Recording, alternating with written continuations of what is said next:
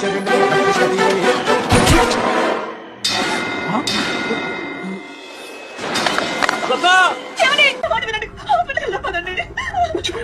గుడికొచ్చి మనం ప్రసాదం తినకుండా ఎప్పుడైనా వెళ్ళావా?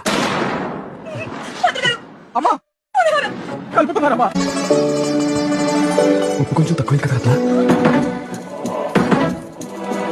నాకు కూడా కొంచెం ఉంచు రత్న. టెన్షన్ పడమ్మా, నాకేం కాదులే.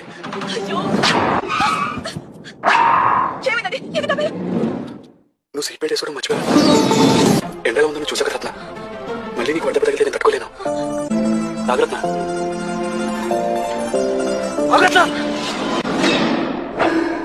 కొబ్బరి తినకుండా మనం ఎప్పుడైనా కొబ్బరి బొండం పడేసావా?